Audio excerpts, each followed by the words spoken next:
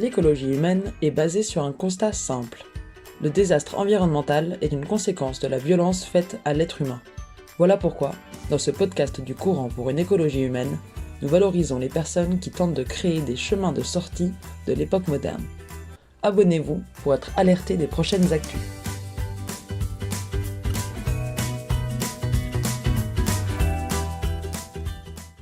En octobre 2022, on a rencontré Christophe Bichet, un grimpeur, conférencier et mentor qui nous livre les leçons qu'il a tirées d'un parcours de vie pour le moins atypique. Christophe, merci d'être avec nous aujourd'hui. Est-ce que vous pouvez vous présenter ? Je m'appelle Christophe Bichet, j'ai 37 ans, je travaille comme conférencier et comme mentor. J'ai deux grandes passions dans la vie. La première, c'est la grimpe. On peut dire que je suis un grimpeur professionnel. Et ma deuxième grande passion, malgré moi, c'est que je suis un malade professionnel parce que j'ai eu beaucoup de problèmes de santé depuis que je suis tout petit. J'ai une maladie génétique rare qui m'a fait passer par une greffe de moelle osseuse et de multiples cancers. Et voilà, je jongle entre ces deux défis, un qui est choisi et l'autre qui a priori est plutôt subi, mais avec lequel j'essaie de faire de mon mieux tout simplement. Ma première question pour vous, Christophe, c'est pourquoi est-ce que c'est important l'audace ? Je ne sais pas si c'est important d'être audacieux, mais ce qui est sûr, c'est que de ne pas l'être, c'est chiant. On finit par s'ennuyer, et comme on s'ennuie, comme on ne remplit pas sa vie de nouveautés, de choses ou d'activités ou de pensées qui nous remettent en question, en fait, on finit par se remplir automatiquement de choses qui ne nous intéressent pas, de plaintes et surtout d'informations qui ne nous aident pas. Que ce soit à la télé, que ce soit à la radio, que ce soit... En fait, on se laisse envahir par les malheurs du monde. Et c'est très facile de rentrer dans cette dynamique-là. Et ce qui fait qu'on finit par ne plus vivre du tout. C'est l'anxiété qui prend le dessus. Et en fait, le cercueil n'est pas loin, même s'il est virtuel. Donc c'est pour ça que l'audace, ou cette volonté en tout cas de tenter des choses qu'on n'a pas l'habitude de faire forcément, mais qui nous branchent un minimum, qui nous inspirent, qui nous enthousiasment un minimum, est absolument capital pour vivre. C'est absolument capital. Vous avez déjà commencé à en parler dans votre présentation. Est-ce que vous pouvez nous raconter un petit peu plus votre maladie ? La maladie que j'ai s'appelle la maladie de Fanconi. J'ai été diagnostiquée lorsque j'avais 5 ans. Et les caractéristiques principales, c'est que j'ai une petite taille, même si là ça se voit pas, je mesure 1m49,5, alors je dis 1m50, mais en vrai c'est 1m49, un petit peu plus. Et les chances d'avoir des cancers sont multipliées par 400 à je sais pas combien de fois par rapport à la population normale. Et effectivement il y a ce risque avec la moelle osseuse qui ne fonctionne pas. Et donc si elle ne fonctionne pas, on est obligé de passer par une greffe de moelle osseuse. Et donc ça fait beaucoup d'épreuves. Et à l'époque, en plus, lorsque j'ai été diagnostiquée, on me prédisait une espérance de vie d'une 15aine d'années maximum. Et c'est vrai que dans tout ce package-là, il y a aussi la taille, qui est parfois, c'est un inconvénient. Lorsque je grimpe, lorsqu'il faut que j'aille chercher des prises un peu plus loin, une personne de taille plus standard y arrive beaucoup plus facilement. Mais il y a aussi des avantages qui sont insoupçonnés. J'ai évidemment un rapport poids-puissance qui est génialissime. Je suis très léger, je ne dirais pas combien je pèse, mais pas beaucoup. Et comme j'ai des petites mains et puis une taille de pied, je chose du 35. Et donc les prises de pied pour moi sont plus grosses factuellement que quelqu'un qui chose du 43. Pour qui une toute petite prise, c'est vraiment une toute petite prise. Alors que pour moi, la prise est un peu plus confortable. Donc il y a avantage et inconvénient. C'est super parce que vous venez de lancer le sujet, mais est-ce que vous voulez nous raconter un petit peu comment est-ce que vous avez découvert l'escalade ? J'ai découvert l'escalade par le biais de mes parents qui ont toujours eu à cœur de nous emmener au contact de la nature. On faisait de la randonnée, on faisait de la montagne, on faisait des week-ends de canoë-kayak, on faisait du camping. Enfin, on a toujours été au contact de la nature. Mais là où ça s'est un peu plus formalisé pour moi, c'est lorsqu'on habitait dans la région parisienne. Mes parents allaient souvent dans la forêt de Fontainebleau, que vous connaissez peut-être. Et cette forêt, il y a plein de blocs, il y a plein de rochers, c'est mondialement connu comme site, comme endroit. Et donc mes parents grimpaient et nous, on s'amusait à jouer plus dans le sable et à grimpouiller, entre guillemets. Mais à un moment donné, ça m'a plu un peu plus que de raison. Et je me suis rendu compte surtout que j'arrivais à faire des rochers que mes parents n'arrivaient pas à faire. Et ça a été le début d'une envie dévorante pour moi à cette période-là. Ouais. Et quelles leçons est-ce que vous avez tirées de votre pratique de l'escalade? Alors les grandes leçons de vie que la grimpe et l'escalade m'ont appris de manière générale, en fait la plus simple, c'est que pour avancer, pour prendre de la hauteur ou pour désescalader, même pour revenir sur Terre, il s'agit quand même de faire deux mouvements fondamentaux qui sont s'accrocher et lâcher prise. C'est vraiment les deux mouvements fondamentaux qu'on fait lorsque l'on grimpe, ou même lorsque l'on dégrimpe. Cette succession de mouvements, elle est possible uniquement si je suis en compagnie de personnes en qui j'ai confiance. Si je n'ai pas au minimum confiance en la personne qui m'assure, je ne peux que grimper des choses qui sont extrêmement faciles pour moi, ou qui sont vraiment dans ma zone de contrôle. Donc c'est pas du tout négatif, c'est juste un peu moins fun et un peu moins intéressant sur le long terme en tout cas. Donc fondamentalement, c'est vraiment ça que j'ai appris, c'est que la vie était une succession d'accroches à ce qui me semblait important et essentiel, et de lâcher de prise de ce qui est superflu. Alors ça peut être des pensées, des paroles, des histoires, des personnes, des habitudes, des vêtements. On peut le décliner dans toutes les directions, mais d'une manière générale, c'est ça que j'ai appris et maintenant je relis ce mouvement-là, en fait, c'est le mouvement de la vie tout simplement.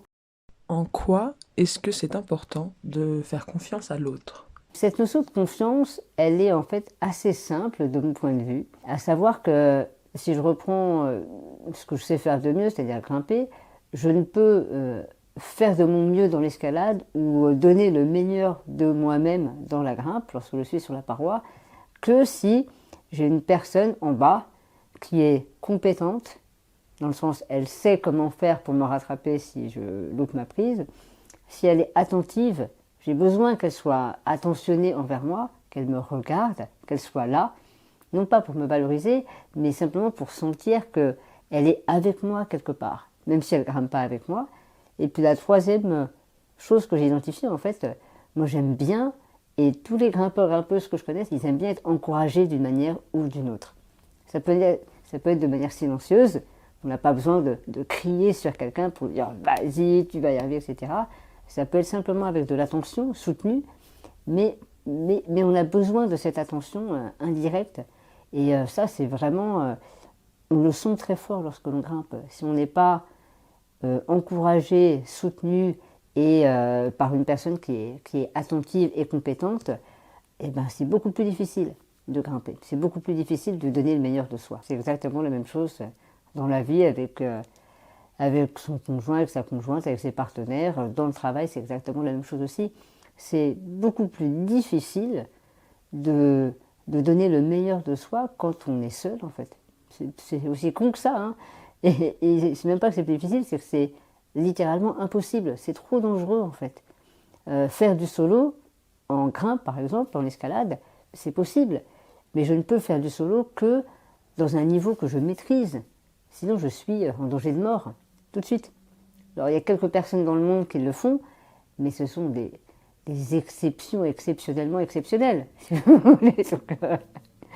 Donc, pour la plupart des gens, on a besoin d'être ensemble, d'être avec d'autres personnes. Comment est-ce que vous faites quand vous vous retrouvez face à une situation ou un défi qui vous semble impossible à traverser? Il m'est arrivé plein de fois de me dire de prime abord, mais ça c'est impossible pour moi. Je pense à une voie notamment dans le sud de la France, dans une falaise qui s'appelle Bioux, la Chiquette du Graal. Pour les premières fois où je grimpais dedans, j'étais persuadée que c'était impossible parce que je n'avais pas la taille, tout simplement, pour aller chercher les prises. Déjà, m'imaginer que c'était possible, c'était pas possible. Et donc, il a fallu que je lâche mes pensées quelque part, et simplement le fait de retourner dans cette voie, sans aucune pensée, sans aucune a priori, juste pour le plaisir de faire les mouvements et d'essayer, parce que la ligne était jolie, parce que j'étais avec des personnes avec qui j'avais envie de grimper à ce moment-là, eh bien, à un moment donné, il y a un passage qui me semblait impossible, et en réessayant, en essayant certains mouvements, certains placements, eh bien, à un moment donné, je me suis rendu compte que peut-être qu'avec le pied là, et puis le positionnement du corps comme ça, peut-être que ça va marcher. Et au fur et à mesure, en essayant encore et encore, le peut-être que ça peut marcher, c'est transformé en mais effectivement ça marche. Et à un moment donné, j'ai réussi à faire toute la voie du début à la fin sans tomber, sans m'arrêter. Donc ça arrive, ouais. Dans ces situations-là, quelle est la valeur de la persévérance? La persévérance, ça me semblait une qualité essentielle, mais c'est cette persévérance un peu insouciante que les enfants ont, mais que nous, en tant qu'adultes, on a tendance à mettre rapidement à la poubelle parce qu'on réfléchit trop, parce qu'on pense trop.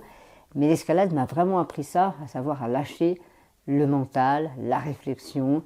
À un moment donné, si on a envie d'y aller, et que ça nous inspire, que ça nous branche, que ça a du sens, simplement, même si au début on a l'impression qu'il n'y a aucune raison pour que ça fonctionne, pour que ça marche, eh ben allons-y.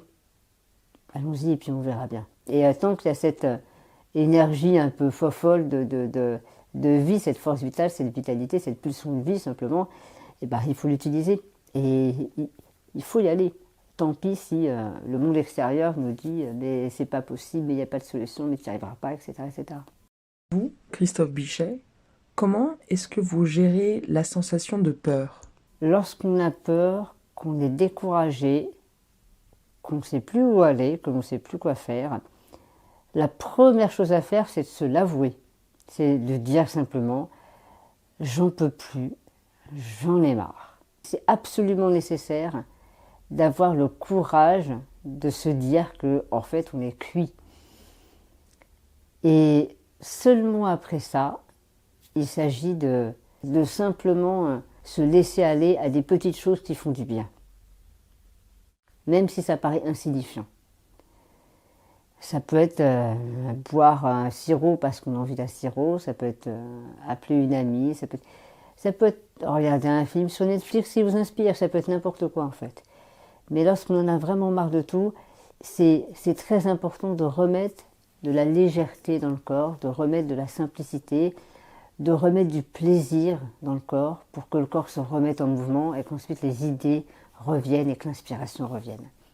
Donc sur le papier, c'est assez simple en fait. Il s'agit simplement de faire ce qu'on a envie de faire à ce moment-là, même si ça paraît rien ou insignifiant. Moi j'ai beaucoup d'exemples comme ça parce que j'ai passé notamment une période de dépression lorsque j'avais 22-23 ans.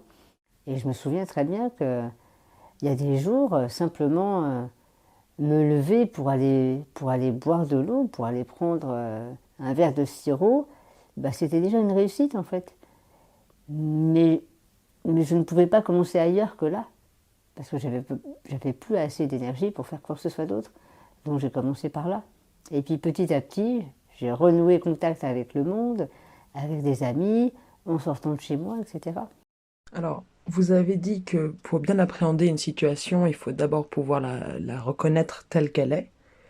Est-ce que ça voudrait dire, d'une certaine manière, qu'il serait utile de se plaindre?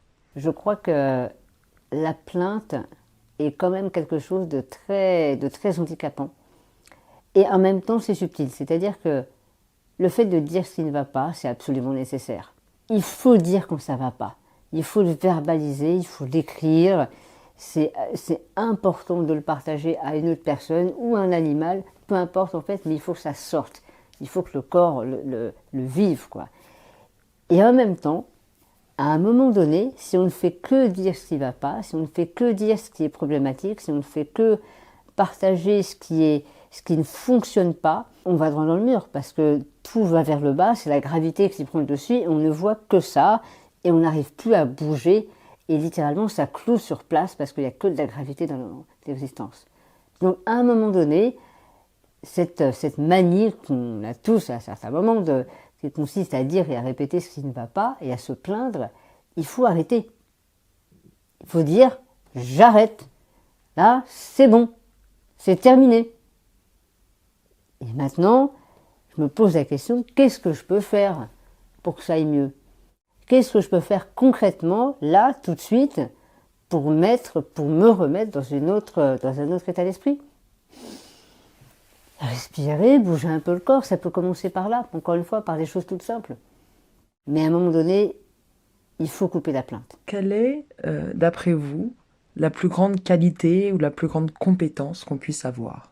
On a la chance d'être en possession de 3 grandes qualités qu'on peut développer et qu'on a naturellement plus ou moins. Soit on est robuste, soit on est fragile, soit on est ce qu'on appelle antifragile. Les personnes robustes, elles vont avoir tendance à... on a l'impression que tout glisse sur elles, grosso modo. Les systèmes robustes, les économies robustes, on a l'impression que quoi qu'il arrive, elles vont retrouver le synonyme, ce serait la résilience éventuellement. Elles vont retrouver, après un événement difficile, leur capacité d'adaptation et donc elles vont retomber sur le pas, sur leurs pattes en gros. Les personnes ou les systèmes fragiles, ce sont les personnes, on sent très bien que si on les bouscule un petit peu, oh là là là là, ça va les secouer, ça va les fragiliser et donc elles ne pourront plus rien faire quelque part après. Et à l'inverse de la fragilité, on a des personnes ou des systèmes ou des entreprises qui sont ce qu'on appelle antifragiles, c'est-à-dire que lorsqu'il leur arrive quelque chose de pénible, de difficile, un traumatisme ou une grosse gravité, non seulement elles traversent ça, donc elles se remettent sur pied, mais en plus elles en font une force absolument phénoménale. Je peux vous donner un exemple personnel parce qu'on me l'a dit, moi j'ai été au contact de cette notion d'antifragilité parce qu'on me l'a dit, on m'a dit mais tu es quelqu'un de plutôt antifragile. Lorsque j'ai eu des cancers de la bouche, on a dû me couper, me faire des ablations partielles de la langue plusieurs fois. Et je ne savais pas à ce moment-là si j'allais pouvoir reparler, remanger, réembrasser, tout ça. Et en fait, je me suis dit à ce moment-là, un jour, j'aimerais bien devenir conférencier. Simplement pour le pied de nez, quelque part. Simplement pour pouvoir dire, un jour peut-être, on m'a coupé la langue, j'étais timide, j'avais du mal à m'exprimer. Juste pour le pied de nez, j'ai envie d'aller exactement à l'opposé. Et par surcompensation, c'est vraiment de la surcompensation pure et dure en fait, je vais devenir conférencier. Donc ce qui était un événement vraiment pénible, douloureux, très incertain, m'a donné l'opportunité d'aller explorer une compétence que je n'aurais jamais explorée si je n'avais pas eu toutes ces difficultés-là en fait. Et donc ça c'est une définition d'une personne ou d'une entité vraiment anti-fragile. Non seulement va se remettre d'aplomb, mais en plus va l'utiliser honteusement ce qui lui est arrivé. Cette capacité d'être antifragile est une compétence et une appétence qui me semble être mais absolument essentielle dans le monde d'aujourd'hui. C'est évident que simplement être capable de se remettre d'une crise épidémique, par exemple, c'est pas suffisant. C'est évidemment nécessaire, mais c'est pas suffisant parce qu'il y en aura d'autres. Donc il y a besoin d'apprendre de tout ça, donc il y a besoin de se renforcer encore plus et d'en faire quelque chose de encore plus intéressant et d'encore plus utile évidemment. Pas simplement guérir, mais en faire une force et puis surtout partager ce qu'on a appris, partager cette force-là avec d'autres, avec le monde. Et encore une fois, c'est une fractale cette idée, donc c'est valable à toutes les échelles, au niveau personnel, comme organisationnel, comme étatique évidemment, et au niveau mondial, n'en parlons pas. Christophe Bichet, est-ce que vous avez un dernier message à faire passer à celles et ceux qui vous écoutent? Mon dernier message pour vous, c'est accrochez-vous délicatement à ce qui est vraiment important pour vous, à ce qui semble être important pour vous, pour votre communauté, pour votre société, pour le monde d'aujourd'hui. Et nécessairement, vous êtes obligé de lâcher un certain nombre de choses en même temps à côté. Et ça commence par lâcher la plainte. Merci beaucoup, Christophe Bichet, d'être venu chez nous aujourd'hui, nous partager votre histoire, vos conseils. Et merci à tous et à toutes d'avoir écouté cet épisode. À très bientôt pour de nouveaux podcasts inspirants sur cette chaîne du courant pour une écologie humaine. Abonnez-vous pour ne rater aucun épisode et abonnez-vous également à notre newsletter mensuelle. N'hésitez pas à nous contacter sur les réseaux ou à national@écologiehumaine.eu.